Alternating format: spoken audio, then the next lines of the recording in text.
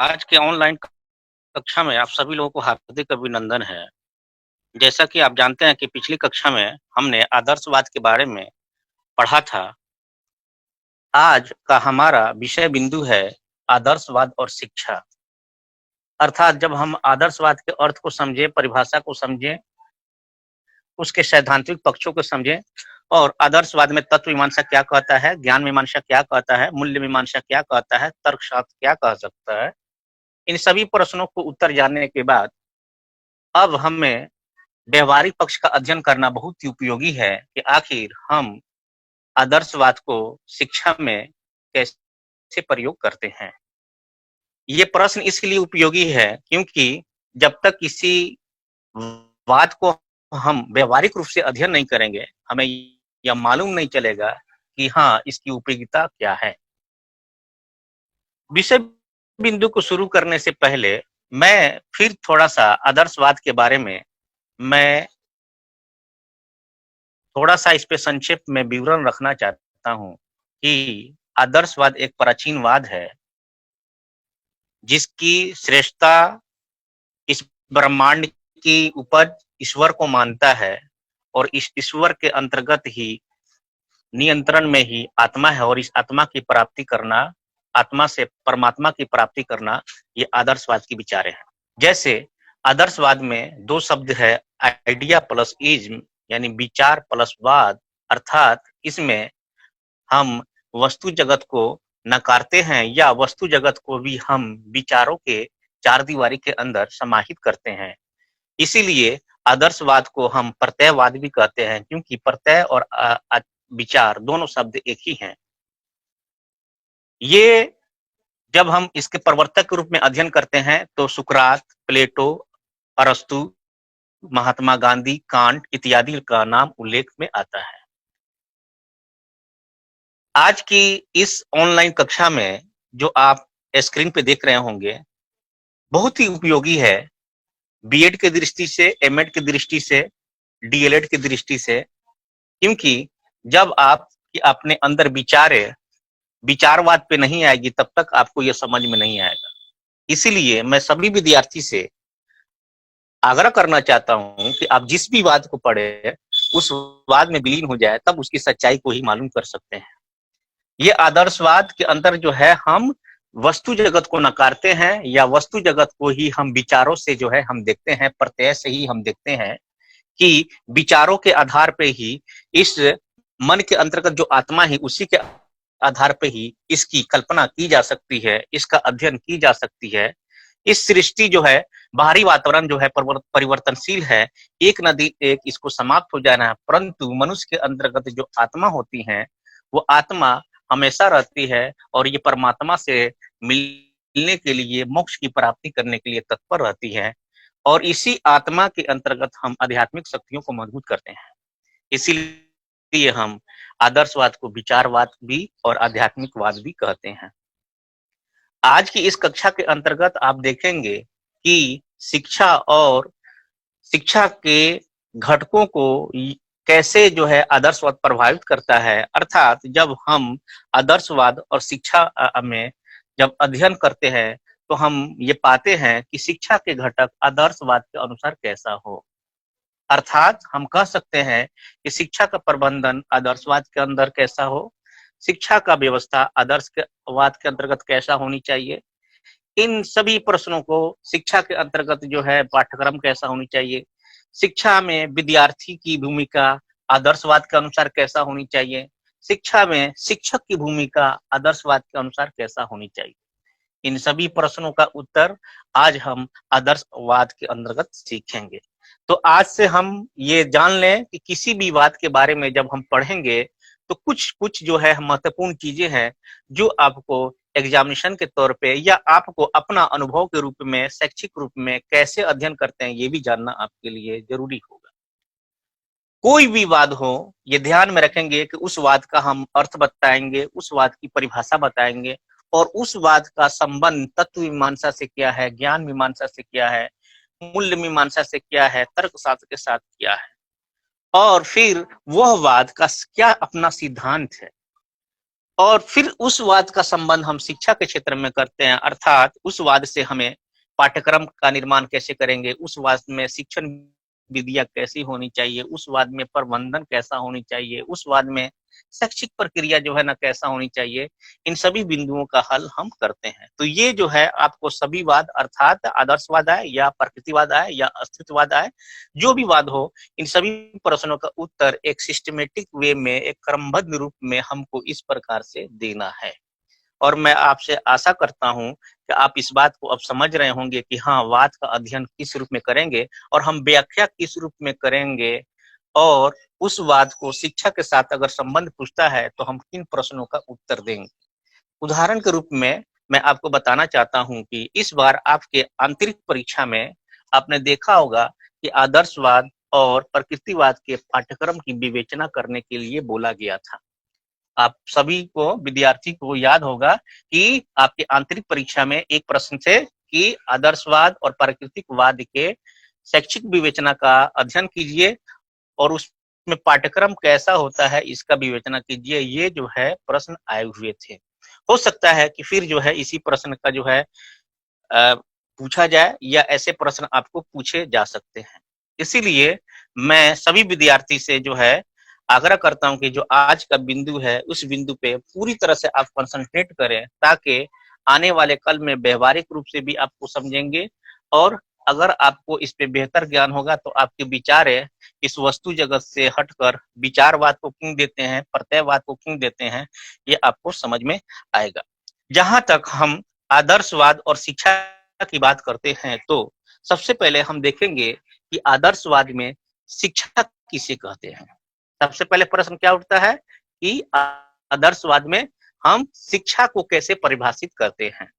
जैसा कि हम जानते हैं कि आदर्शवाद के प्रवर्तक के रूप में सुकरात है, प्लेटो है, अरस्तु है, महात्मा गांधी जी हैं, पेस्टालोजी है, एडिशन है, शंकराचार्य है। इन सभी ने अपनी अपनी परिभाषाओं का उल्लेख किया, जिसमें कुछ परिभाषा है बहुत ही उपयोगी है। जैसे कि आप देखेंगे प्लेटो, इस परिभाषा को बताने से पहले मैं बता दूं कि प्लेटो जो है सुकरात के शिष्य थे। प्लेटो सुकरात के शिष्य थे।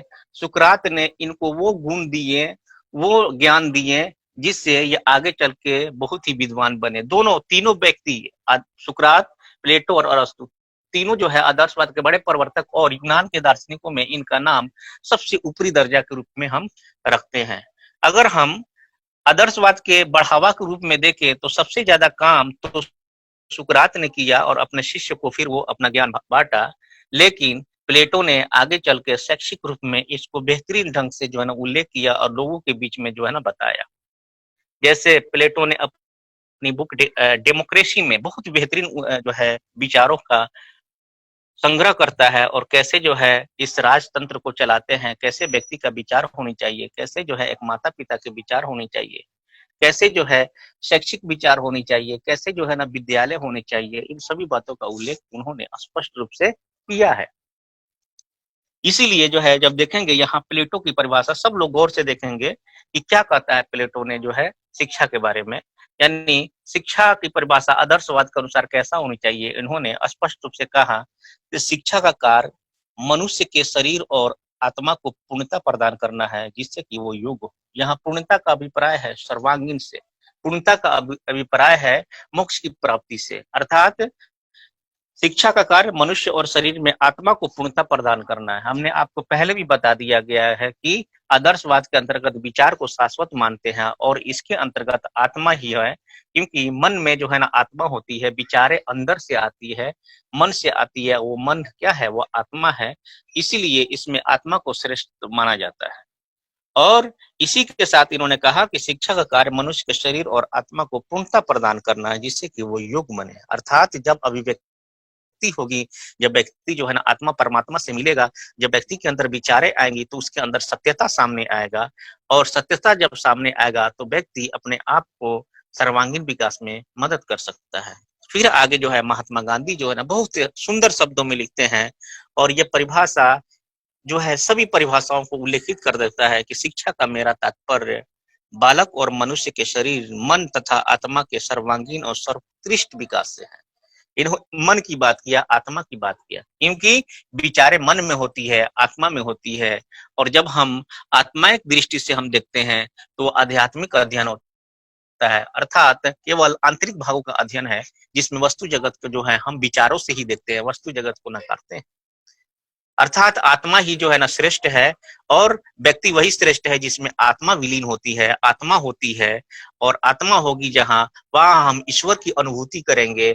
और जब ईश्वर की अनुभूति करेंगे तो हम जो है इस मोक्ष की प्राप्ति के लिए तत्पर रहेंगे, और इस मोक्ष की प्राप्ति तत्पर होंगे तो हम सही रास्ते पे जो है हम जाएंगे। इसलिए इन्होंने कहा कि बालक और मनुष्य के शरीर के मन में जो आत्मा के सर्वांगीण और सर्वकुत विकास है, इस तरह जो है ये आत्मा की और परमात्मा की प्राप्ति के लिए, मोक्ष की प्राप्ति के लिए व्यक्ति अपने सभी पक्षों का जो है ना विकास करता है, जिसमें उसके आध्यात्मिक पक्ष जो है ना बहुत ही मजबूत तौर पे सामने आता है। और जब भी आध्यात्मिक पक्ष की अगर बात होगी तो आप ये समझ ले कि आध्यात्मिक पक्ष का संबंध उसकी बौद्धिक स्तर को और उसको ज्ञान स्तर को बढ़ावा देने में मदद करता है। जब हम ज्ञान को और बौद्धिक स्तर को, बौद्धिक शक्ति को जब हम जोड़ते हैं, तब यह आध्यात्मिक जो है ना विकास होता है।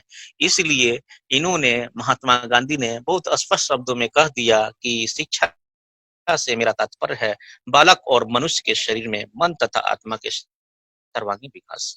उसी तरह जो है आगे जब हम देखेंगे, शंकराचार्य ने स्पष्ट शब्दों में क्या, सब विद्या या विमुक्ति में, विद्या से ही जो है ना हमें मुक्ति मिलती है, अर्थात विद्या से ही हमें मोक्ष की प्राप्ति होती है, विद्या से ही आत्मा और परमात्मा का मिलन होता है। विद्या ही एक ऐसा विचार है जिससे हम पाकर हम अपने जो है इस शरीर को भी स्वस्थ रख सकते हैं, इस शरीर के स्वस्थ रखने के साथ साथ इस आत्मा को भी जो है हम अनुभूत कर सकते हैं, और हम आत्मा परमात्मा को मिलाते हैं, मोक्ष की प्राप्ति करते हैं। इस तरह शंकराचार्य ने भी जो है ना बहुत कम शब्दों में ही लिख दिया, सब विद्या या विमुक्ति में, अर्थात विद्या से जो है ना हमें मुक्ति होती है, यानी मोक्ष की प्राप्ति होती है, ईश्वर की प्राप्ति होती है। और जानते हैं कि आदर्शवाद के अंतर्गत इस ब्रह्मांड का निर्माण ईश्वर ने किया है, और ईश्वर जो है इसकी अनुभूति उसकी आत्मा से होती है, क्योंकि मनुष्य में ही वो आत्मा होती है, इसीलिए इसको हम नकार नहीं सकते हैं। यह ईश्वर का अंतिम सत्य, इस ईश्वर का अंतिम सत्य और आत्मा का ईश्वर का अंश मानती है, इसीलिए इससे हटकर हम कल्पना नहीं कर सकते हैं। उसी तरह जो है पेस्टालॉजी ने, महोदय ने जो है ना इसकी परिभाषा दिया, तो कहीं ना कहीं देखेंगे मुख्यतः दो शब्द आते हैं आदर्शवाद के अंतर्गत, एक होते हैं विचार और एक होता है आत्मा। विचार में जो है ना एक वस्तु जगत है और एक जो है आंतरिक भाग है।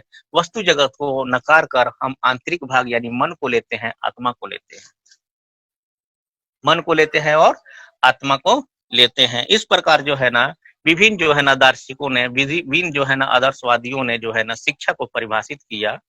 इसीलिए जब भी आप परीक्षा के तौर पे अगर लिखेंगे तो सबसे पहले आपको वहां बताना पड़ेगा कि आदर्शवाद में शिक्षा परिभाषा क्या कहता है। तो इन प्रश्नों को, इन उल्लेखों को आप वहां विवरण में रख सकते हैं। आइए अब हम देखेंगे कि अभी हमने पढ़ा कि आदर्शवाद और शिक्षा, आदर्शवाद में शिक्षा को कैसे परिभाषित करेंगे। अब अगला जो प्रश्न बनता है कि आदर्शवाद में शिक्षा के जो घटक होते हैं, जो इससे पहले हम सभी विद्यार्थियों को बता चुके हैं कि उसके अंतर्गत शैक्षिक उद्देश्य, पाठ्यक्रम, शिक्षण विधियां, विद्यालय अनुशासन, अध्यापक, बालक, या शिक्षण पर विधियां कैसी होनी चाहिए, या आपका प्रबंधन कैसा होना चाहिए, इन सभी का उल्लेख जो है हम शिक्षा के घटक में ही करते हैं। इसीलिए अगला प्रश्न ये उठता है कि आदर्शवाद में शिक्षा का क्या उद्देश्य होनी चाहिए।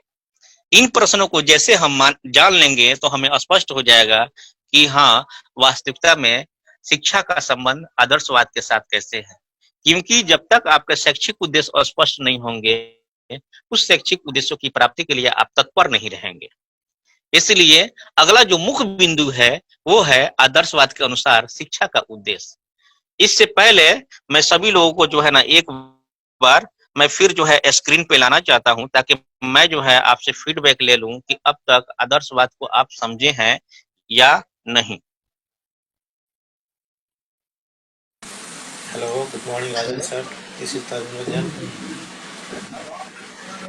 सभी लोग को समझ में आ रहा है? सर नहीं है? Please unmute your mic Arvind sir.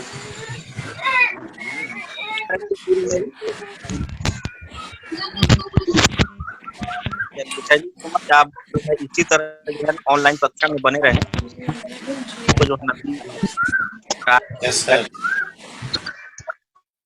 जो है के लिए हम आते हैं अपने स्लाइड्स। तो अगला जो मेरा बिंदु है वो है आदर्शवाद के अनुसार शिक्षा के उद्देश्य। हमने आपसे पहले ही बता दिया है कि शिक्षा जो है, व्यक्ति जो है शिक्षा के लिए नहीं बना, व्यक्ति शिक्षा के लिए नहीं बना, जबकि शिक्षा व्यक्ति के लिए बना है। ये एक विचार की बातें हैं। जब इसका अध्ययन हम करते हैं तो सबसे पहले हम शैक्षिक उद्देश्यों की प्राप्ति के लिए हमारा कौन सी जो है बातें होनी चाहिए, कौन से मुख्य बिंदु होनी चाहिए आदर्शवाद के अनुसार, ये हमें जो जानना है। तो जब हम आदर्शवाद की परिभाषाओं को जब हम समझते हैं, उसके अर्थ को समझते हैं, तो हमें ये स्पष्ट हो जाता है कि आदर्शवाद के अंतर्गत हम विचार को, प्रत्यय को, आत्मा को, आध्यात्मिक शक्तियों को जो है हम मानते हैं। इसीलिए कहीं ना कहीं इसके उद्देश्य इसी के चारों तरफ इर्द गिर्द ही होंगे, क्योंकि उसमें वस्तु जगत को जो है ना, भौतिक जगत को नकारते हैं और हम अपनी आंतरिक शक्तियों को, हम अपने मन की शक्तियों को, हम अपने आत्मा की शक्तियों को अनुभूति करते हैं, जिससे व्यक्ति के व्यक्तित्व जो है ना बेहतर हो और साथ ही साथ उसके सर्वांगीण विकास में मदद हो सके। इसीलिए जो आदर्शवाद की शिक्षा के अनुसार जब हम उद्देश्य को स्पष्ट करते हैं तो हमें मालूम चलता है कि आदर्शवाद के अंतर्गत सबसे पहला जो पॉइंट है वो है बालक के व्यक्तित्व का विकास करना। ये ध्यान में रखेंगे कि ये ध्यान में रखेंगे कि आदर्शवाद के अंतर्गत जो है ना विचार को शाश्वत माना जाता है और विचार में मुख्यतः दो बातें को स्पष्ट रूप से उल्लेखित करते हैं। विचारवाद के मुख्यतः दो तत्व हैं। पहला है व्यक्ति के व्यक्तित्व का विकास करना, अर्थात आपकी सोच कैसा है, आपका व्यवहार कैसा है, आपका आचरण कैसा है, आप एक दूसरे को स्वभाव में कैसे रखते हैं, अपने माता पिता के साथ स्वभाव में कैसे रखते हैं, आप अपने गुरु के साथ स्वभाव में कैसे रखते हैं, आप अपने छोटों के साथ स्वभाव में कैसे रखते हैं, समाज में उठना बैठना आपका कैसे है, समाज को जो है ना कैसे बेहतर ढंग से आप आगे बढ़ा रहे हैं, ये सभी व्यक्तित्व के अंतर्गत हम रखते हैं। अगर आपका व्यक्तित्व जो है उपयोगी नहीं है तो हम अपने विचारों के आधार पे हम कोशिश करते हैं कि हमारा व्यक्तित्व जो है उपयोगी हो समाज के लिए, व्यक्ति के लिए, राष्ट्र के लिए, ताकि हम अपने आप को विकास करके हम व्यक्ति और समाज और राष्ट्र को भी विकास कर सके। तो पहला जो है आचार के अंतर्गत जो तत्व आते हैं वो है व्यक्ति के व्यक्तित्व का विकास करना, और दूसरा है आत्म को अनुभूति करना, अर्थात इस शरीर में इस आत्मा, इस मनुष्य के मन में आत्मा है और इस आत्मा का अनुभूति क्या है, मोक्ष की प्राप्ति करना, अर्थात जो है सत्य रास्ते पे चलना, इस ईश्वर की जो है ना हम विलीन हो जाना, क्योंकि इस पूरी ब्रह्मांड की रचयिता कौन है, ईश्वर है, और ईश्वर को हम शाश्वत मानते हैं। ईश्वर को सत्य सुंदरम से ही जो है परिभाषित करते हैं। सत्य वो है जो हमारे विचार में आते हैं, सत्य वो है जो हमारे विचार में आते हैं, शिवम वो है जो इस ब्रह्मांड का निर्माण किया, और सुंदरम वो है जो हम आत्मानुभूति करते हैं, जो हमारे मन से अनुभूति करते हैं, उसी को हम क्या कहते हैं, सुंदरम कहते हैं। इसीलिए इस ईश्वर को जो है हमने सत्यम शिवम और सुंदरम में जो है ना परिभाषित कर दिया, और जो आचार को, जो इस प्रत्यय को, जो इस विचार को जो है शाश्वत मानता है। तो इस तरह जो है ना उन्होंने स्पष्ट शब्द में कहा कि बालक के व्यक्तित्व का विकास करना क्या है, पहला उद्देश्य है। आप गौर से देखेंगे चार मुख्यतः उद्देश्य का ही वर्णन किया है मैंने, जो कि इस पूरे जो है संप्रदाय को एक साथ जो है इकट्ठा कर लेता है। दूसरा नंबर है बालक के अंदर आध्यात्मिक मूल्यों का विकास करना। अभी तक हमने आपको बताया कि आदर्शवाद के अंतर्गत विचार को शाश्वत मानते हैं, आत्मा को शाश्वत मानते हैं, और इस आत्मा के अंदर हमारा आध्यात्मिक शक्ति है। इसलिए हमने इसमें लिखा है आध्यात्मिक मूल्यों का विकास करना, अर्थात आपकी जो है शैक्षिक दृष्टि का बेहतर विकास कब होगा, जब आध्यात्मिक तरह से अध्ययन करेंगे। अर्थात आध्यात्मिक अध्ययन से अभिप्राय क्या है, यहाँ मन की शक्ति, आपका बौद्धिक शक्ति और आपका ज्ञान, और ज्ञान कैसे आते हैं, विचारों से आते हैं। ज्ञान कैसे आते हैं, विचारों से आते हैं। बुद्धि का स्तर कैसे बढ़ता है, विचारों से बढ़ता है, प्रत्यय के साथ बढ़ता है। एग्जाम्पल के तौर पे आपके सामने, सभी लोग के सामने क्या है, एक मोबाइल है। तो आपने इसको परिभाषित कर दिया, क्या है, ये मोबाइल है। लेकिन आदर्शवाद कहता है कि पहले इसको चीज को देखो, इस मोबाइल जो आपके सामने है इसको पहले देखो और अपने विचार को जो है ना विकसित करो कि ये मोबाइल के संबंध में आपके विचार क्या कहते हैं। जब विचार जो है, जब पूरी जो है विचारों को जो है जब संग्रह एक साथ हम रखते हैं, तब हम जो है इसको हम अपना एक नाम देते हैं कि हाँ, यह मोबाइल है, इसका प्रयोग हम इस प्रकार से करते हैं। सपोज दैट सामने एक कुर्सी पड़ा हुआ है, तो हम पहले क्या देखेंगे, अपने विचारों से उसको अध्ययन करेंगे, उसको प्रत्येक रूप में अध्ययन करते हैं, अपने मानसिक शक्तियों के द्वारा जो है ना उसका अध्ययन करते हैं, तब उसको जो है ना उस प्रत्यय का अपना नाम देते हैं, उस प्रत्यय के लिए यूजफुल देखते हैं कि हाँ वो प्रत्यय हमारे लिए उपयोगी है या नहीं। तो इस तरह जो है ना जो आदर्शवाद है, अपने विचारों से किसी भी तथ्य या किसी भी वस्तु को परिभाषित करता है और इससे अलग हटकर हम कल्पना नहीं कर सकते हैं। इसको हम किसी बाहरी वस्तु के द्वारा जो है ना नहीं कर सकते, क्योंकि बाहरी जो वस्तु है आज है कल नहीं है, लेकिन हमारे आत्मा शरीर में जब तक रहेगा तब तक हम अनुभूति करेंगे, क्योंकि आपके प्लेस हमेशा चेंज होते हैं। आज आप जो है अपने जगह है, कल जो है खेल के मैदान में चले जाएंगे, कल आप दोस्तों के साथ जाएंगे, तो देखिएगा भौतिक दृष्टि आपके आमने सामने का वो चेंज हो रहा है। अब वो चेंज होना इसीलिए ये वस्तु जगत को नहीं मानता, बल्कि वो अपने आत्मा को मानता है, अपने विचारों को मानता है, अपने व्यक्तित्व को मानता है और अपने आध्यात्मिक शक्तियों को मानता है। इसलिए दूसरा नंबर पे था बालक के अंदर आध्यात्मिक मूल्यों का विकास करना। और तीसरा क्या है, नैतिक और आदर्श जीवन के बालक को प्रशिक्षित करना, अर्थात क्या अच्छा है, क्या गलत है, क्या हमें एक्सेप्ट करनी चाहिए, क्या रिजेक्ट करनी चाहिए, यह हम विचारों को अनुभूति करके हम इस पे निर्णय लेते हैं और व्यक्ति का जीवन एक आदर्श हो, एक आइडियल के रूप में हो, इस तरह जो है ना हम प्रशिक्षित करते हैं। तीसरा है बालक के अपने सांस्कृतिक मूल्यों को संरक्षण करना। जैसे कि जब हम आदर्शवाद की परिभाषा, जब आदर्शवाद का संबंध हम तर्क जब हम मूल्य मीमांसा के अंतर्गत कर रहे थे, तो देखिएगा वहां पे सामाजिक मूल्य हो गया, सौंदर्य मूल्य हो गया, नैतिक मूल्य हो गया, इन सब की जो है हम प्राप्ति करते हैं। मूल्य वही है जो अच्छे हैं, जो बुरे काम है, इसको मूल्य में करते हैं। क्या गलत है, क्या सही है, इसकी पहचान हमारे विचारों के द्वारा होता है, तो इससे हम क्या कहते हैं, मूल्य कहते हैं। यहाँ सांस्कृतिक मूल्य बताया गया, अर्थात मनुष्य जो है अपनी संस्कृति के साथ, अपनी पहचान के साथ, अपनी आइडेंटिटी के साथ जो है ना बनाता है, अर्थात भौतिक और अभौतिक के समन्वय से जो आपकी पहचान मिलती है वो है आपकी संस्कृति। जैसे फिर मैं बोल रहा हूँ, भौतिक और अभौतिक समन्वय से जो आपकी पहचान मिलती है वो क्या है, आपका संस्कृति है। जैसे एग्जाम्पल के तौर पे अगर कोई व्यक्ति सर में टोपी लगाता है, तो वो टोपी क्या है, वो भौतिक चीज है, वो वस्तु है। जब हमने लगाया तो आपने आइडेंटिटी दे दिया कि आप मुसलमान। वही जब हम माथे पे टीका कर लिए, वो वस्तु है, वो आपकी आइडेंटिटी दे दिया, तो आपने कह दिया कि ये हिंदू है। उसी तरह जो है ना आप देखिएगा, जो दक्षिण की जो है, जो साउथ के जो है कल्चर है और जो आपके उत्तर की जो कल्चर है, दोनों में बहुत ही अंतर देखने को मिलता है। और वहीं राजस्थानी कल्चर देख लीजिए, हरियाणवी कल्चर देख लीजिए, हमारी बिहार का कल्चर देख लीजिए, अंतर मिलेगा। तो सांस्कृतिक मूल्यों का विकास जो है, हम भौतिक और अभौतिक दोनों चीजों से मिलकर समन्वय होकर जो हमारी पहचान बनती है, उसे हम क्या कहते हैं, सांस्कृतिक मूल्य कहते हैं। और सांस्कृतिक मूल्य के अंतर्गत व्यक्ति के आचरण, व्यक्ति के व्यवहार, व्यक्ति के सामाजिक कौशल को जो है ना सम्मिलित करते हैं और इसकी पहचान को सम्मिलित करते हैं, ताकि हमारा जो है संबंध अच्छा हो, हमारा आचार संबंध अच्छा हो, हमारा जो है व्यक्ति के साथ जो है संबंध अच्छी होनी चाहिए। तब जो है हम अपने मूल्यों का विकास कर सकते हैं। इसीलिए हमारी संस्कृति को जो है ना यहाँ पे डाला गया। तो इस प्रकार आदर्शवाद के अंतर्गत मुख्यतः 4 जो है उद्देश्य को रखा गया है। पहला, बालक के व्यक्तित्व का विकास करना। दूसरा है बालक के अंदर आध्यात्मिक मूल्यों का विकास करना। तीसरा है नैतिक और आदर्श जीवन के बालक को प्रशिक्षित करना। और चौथा है बालक के अपने सांस्कृतिक मूल्यों का संरक्षण देना। तो इस तरह जो है ना ये क्या है, उद्देश्य है। तो जैसे ही उद्देश्य स्पष्ट हो जाता है, तो इस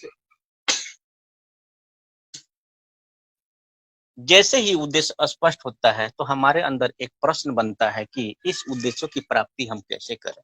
तो जैसे आपने पहले समझा है कि उद्देश्यों की प्राप्ति में कौन मदद करता है, पाठ्यक्रम मदद करता है। उद्देश्यों की प्राप्ति में कौन मदद करता है, पाठ्यक्रम मदद करता है। अर्थात आदर्शवाद के अनुसार पाठ्यक्रम कैसा होनी चाहिए? ये भी हमारे लिए बहुत ही बेहतरीन प्रश्न है और यही प्रश्न जो है आपके इंटरनल परीक्षा में आया हुआ था कि आदर्शवाद के अनुसार पाठ्यक्रम कैसा होनी चाहिए। तो आप पहले गौर कीजिएगा, कोई भी प्रश्न का उत्तर उसकी परिभाषा और उसके अर्थ में ही जो है समाहित है।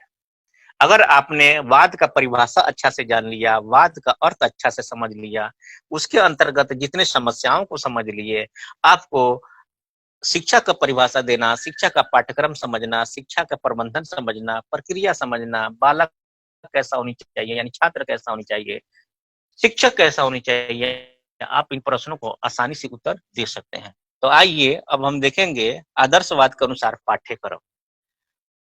तो पाठ्यक्रम क्या होता है? हमारे शैक्षिक उद्देश्यों की प्राप्ति के लिए मदद होता है। तो हमने जो भी शैक्षिक उद्देश्य जो हमने निर्धारण किया है, उसी से संबंध हमारा पाठ्यक्रम होगा। तो इसमें जो है पाठ्यक्रम जो है कहता है कि पाठ्यक्रम वैसा होनी चाहिए जो कि आचार से संबंधित हो, पाठ्यक्रम वैसा होनी चाहिए जो विचार से संबंधित हो, पाठ्यक्रम वैसा होनी चाहिए जो आध्यात्मिक शक्तियों से संबंधित होनी चाहिए, पाठ्यक्रम वैसा होनी चाहिए जो आपके आत्मिक मूल्यों का विकास करने में मदद करता हो। इसीलिए इसके अंतर्गत कौन कौन सी जो है बुक पढ़ानी चाहिए, कौन कौन सा कंटेंट पढ़ानी चाहिए, वो इस प्रकार से उल्लेखित है। इसमें कहा गया है कि आपके सामाजिक मूल्य से संबंधित इतिहास, भूगोल, ये सब विषय जो है ना पढ़ानी चाहिए। नागरिक शास्त्र की पढ़ाई होनी चाहिए। जहां तक विज्ञान की बात है तो विज्ञान भी जो है आपके विचारों से जो है प्रत्यय से है, इसीलिए इसमें गणित का विज्ञान का भी स्थान है। और इसके अलावा जो है आप वो जो आपके मूल्यों का विकास करता है, तो मूल्यों का विकास करने में आपके शास्त्र का जो है ना बहुत ही उपयोगी है। तो ध्यान में रख लीजिए कैसा कैसा पाठ्यक्रम होनी चाहिए। एक तो गणित का भी हो सकता है, विज्ञान का भी होगा, उसके साथ साथ जो है ना समाज शास्त्र का बुक होगा, नागरिक शास्त्र का बुक होगा, मूल्य विज्ञान से संबंधित विकास होगा। तो इस तरह तथ्यों में हम पाठ्यक्रम को समाहित कर सकते हैं। हमने इसमें बहुत कम शब्दों में उल्लेखित किया है कि वैज्ञानिकों की समझ विकसित करने के लिए विज्ञान, गणित, इतिहास, हस्तकला, कौन सा? हस्तकला पाठ्यक्रम में सम्मिलित है।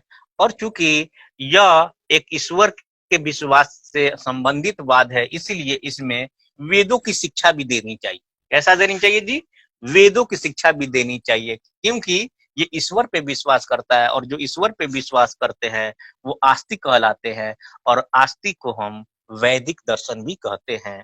इसीलिए हम आदर्शवाद के पाठ्यक्रम के अंतर्गत हम वेदों का भी अध्ययन करते हैं, साथ साथ जो है हम समाज शास्त्र का भी अध्ययन करते हैं, नागरिक शास्त्र का भी अध्ययन करते हैं, भूगोल का अध्ययन करते हैं।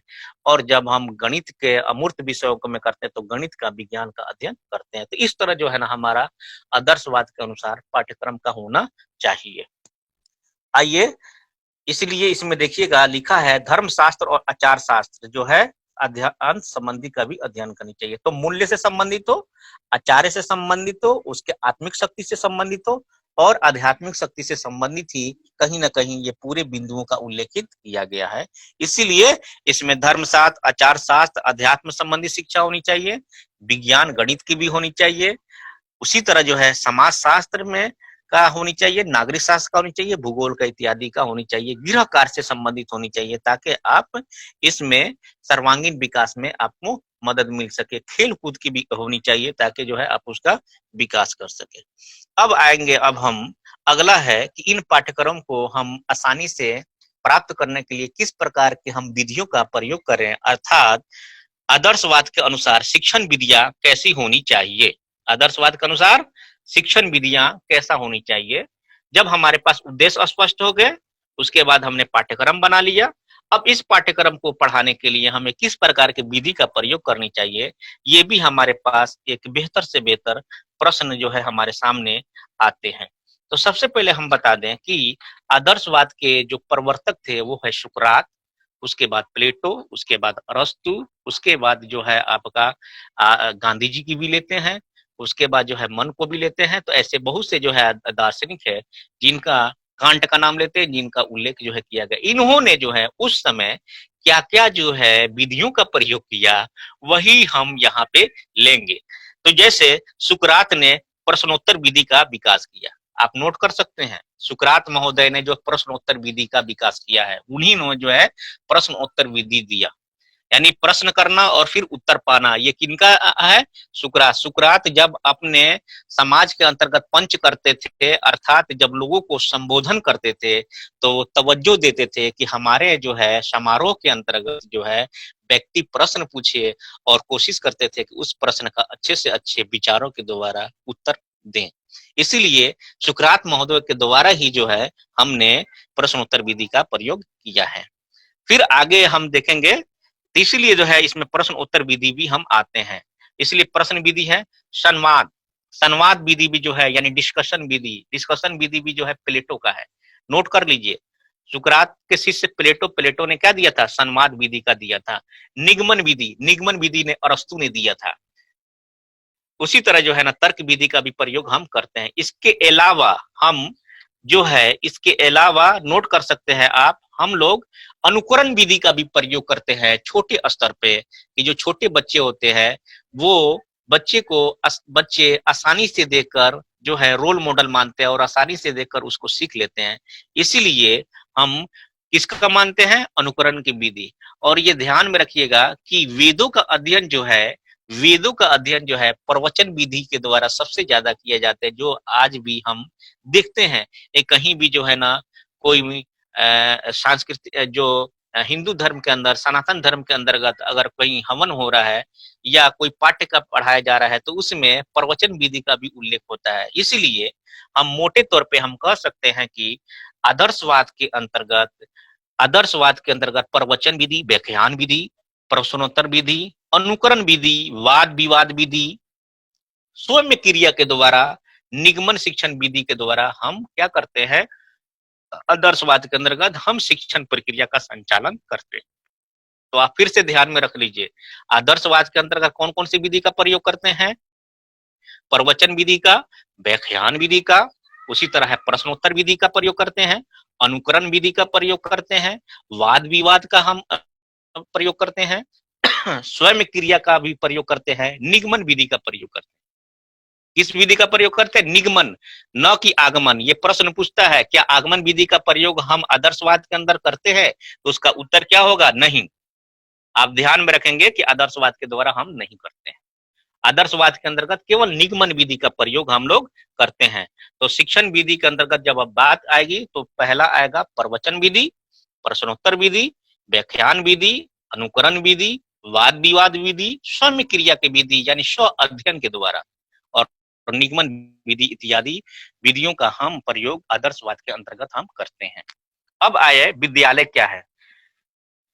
अब कहता है कि आदर्शवाद के अनुसार विद्यालय कैसा होनी चाहिए, विद्यालय को हम कैसे परिभाषित करेंगे। तो आप ध्यान में रख लीजिए कि विद्यालय वो साधन है जिसके द्वारा हम वो साध्य के रास्ते पे चलकर हम आत्मा को परमात्मा से मिलाते हैं। अर्थात विद्यालय से व्यक्ति के जो है, व्यक्ति के सर्वांगीण विकास के साथ साथ आत्मा को अनुभूति करना, व्यक्ति के व्यक्तित्व के विकास करना और उसके सर्वांगीण विकास करना, ईश्वर की जो है इस ब्रह्मांड की शक्ति को मानना, हम आध्यात्मिक शक्तियों को जो है ना मानना, ये विद्यालय का एक जगह है।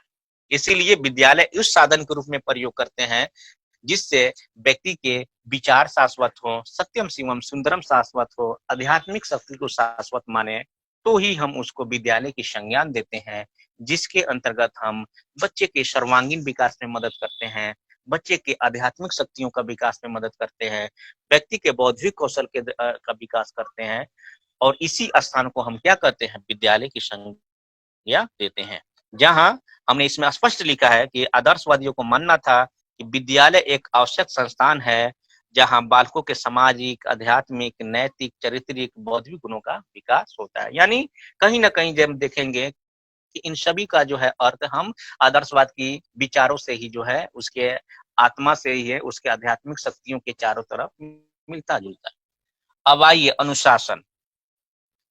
आदर्शवाद के अनुसार अनुशासन कैसा होनी चाहिए, तो हमने बता दिया कि आदर्शवाद जो है ईश्वर को मानता है, और ईश्वर के जो है अध्ययन हम वेदों में करते हैं, और वेद का अनुशासन बहुत ही स्पष्ट है, बहुत ही जो है न कठोर है न सरल है, बल्कि एक व्यक्ति के सर्वांगीण विकास में, एक व्यक्ति को आत्मा से परमात्मा के मिलाने के लिए जो अनुशासन होनी चाहिए, उन अनुशासन का प्रयोग हम करते हैं। और इसमें जो जो शिक्षक और विद्यार्थी होते हैं उनका एक मधुर संबंध होता है। वो जो है माता पिता जो है शिक्षक को मानते हैं, और जो बालक होते हैं वो बालक ही जो है ऐसा है जो इस विचार को जो है अपने मस्तिष्क में लाता है, अपने मन में लाता है, अपने बौद्धिक में लाता है, जो इस समाज का, इस राष्ट्र का निर्माण करता है। इसलिए आदर्शवाद के अनुशासन जो है दंडनात्मक और कठोर न है, बल्कि यह कोशिश करता है कि बच्चों के अंतर्गत उस शक्तियों का जो है पहचान करे, जिससे आत्मा को अनुमति करे, और साथ ही साथ आत्मा को अनुभूति करने के साथ साथ व्यक्ति के व्यक्तित्व का भी विकास में मदद करे। अगला जो प्रश्न है वो है अध्यापक, अर्थात आदर्शवाद के अनुसार अध्यापक कैसा होनी चाहिए। आपको हम बता दें कि आदर्शवाद के अंतर्गत अध्यापक को सर्वोपरि माना गया है, अर्थात इसे हम जो है सर्वोपरि माना जाता है, यहाँ प्राथमिकता रूप में लिया जाता है, वहीं बालक को गौण माना जाता है। ये प्रश्न आते हैं कि आदर्शवाद में जो है ना प्राथमिकता किसको दी जाती है, तो शिक्षक को दी जाती है। इसीलिए थोड़ी सी यही चीज की कमी है कि हम इसमें शैक्षिक दृष्टि अध्यापक केंद्रित मानते हैं, जबकि आज की वर्तमान परिस्थिति कैसा है, बालक केंद्रित है। आप सभी को समझ में आ रहा होगा मैं क्या कहना चाहता हूँ। आज की वर्तमान परिस्थिति कैसी है, बालक केंद्रित है, अर्थात बालक के रुचियों के अनुसार, बालक के जो है शक्तियों के अनुसार, बालक के जो है ना वैज्ञानिक दृष्टिकोण के अनुसार हम किसी भी क्रियाकलाप को बेहतर करने में मदद करते हैं। बल्कि आदर्शवाद अध्यापक को सर्वोपरि मानता है, अध्यापक को जो है ना प्राथमिकता देता है। परंतु परंतु वेदों के अनुसार जब हम अध्यापक और विद्यार्थी यानी शिक्षक और विद्यार्थी के संबंधों का उल्लेख करते हैं, तो मालूम चलता है कि इनके संबंध माता पिता जैसे हैं, गुरु समान है, और ये शिक्षक को गुरु मानते हैं, माता पिता मानते हैं। ईश्वर के बाद ये किसको मानते हैं, इस जो है अपने पिता को, पिता गुरु, पिता को जो है इस पिता को और इस गुरु को जो है ना उसी पिता के समान हम मानते हैं। तो आदर्शवाद के अंतर्गत जो है ना जो भी शिक्षक है, वो बच्चा, वो विद्यार्थी क्या मानता है, उसको गुरु मानता है, उसको पिता मानता है, और कहता है कि मैं इसी गुरु के अंदर रहकर हम अपनी मोक्ष की प्राप्ति हम कर सकते हैं। इसीलिए मोक्ष की प्राप्ति के लिए जो है सबसे पहले जो प्राथमिकता जो है वो शिक्षक को दी गई है, जो कि कहीं ना कहीं इसके सीमाओं को बांधता है। क्योंकि आज की वर्तमान परिस्थिति जो है वह आपका विद्यार्थी केंद्रित है, अर्थात स्टूडेंट ओरिएंटेड है, छात्र ओरिएंटेड है, छात्र केंद्रित है, जहां छात्र की समस्याओं को पहचान कर, छात्र की रुचियों को पहचान कर हम शैक्षिक उद्देश्यों का निर्माण करते हैं, उसको विधियों का चयन करते हैं, उसके अनुशासन को चयन करते हैं। इसीलिए थोड़ी सी कमी रह गई कि आदर्शवाद के अंतर्गत जो है अध्यापक को मुख्य मानते हैं। वहीं जब हम छात्र यानी बालक की भूमिकाओं को जो है ना अध्ययन करते हैं, तो सुकरात ने बहुत स्पष्ट शब्दों में कह दिया, बालक को मनुष्य का पिता कहा जाता है। आप गौर कर लीजिए, नोट कर लीजिए कहीं पे कि बालक को यानी छात्र को मनुष्य का पिता कहा जाता है। क्या कहा जाता है, बालक को मनुष्य का पिता कहा जाता है। आदर्शवाद सभी छात्रों को समान मानते हैं, जो कि आज की वर्तमान परिस्थिति से यह सही नहीं है, क्योंकि कक्ष में जो भी विद्यार्थी बैठते हैं उनकी मानसिक शक्ति, उनकी रुचि अलग अलग होती है, उनके शारीरिक दृष्टि अलग अलग होती है, इनको हम एक नहीं मान सकते हैं। इसीलिए कहीं कहीं जो है इसमें उपयोगी भी है और कहीं कहीं इसमें कमी देखने को भी मिलता है। वहीं जब आदर्शवाद बालक को मन और शरीर दोनों मानता है, जिसमें मन को अधिक प्राथमिकता दी जाती है, वहीं मन का संबंध मस्तिष्क से अलग कर लिया गया कि नहीं, मन और मस्तिष्क अलग नहीं है, परंतु वस्तु को छोड़कर वस्तु को नकारते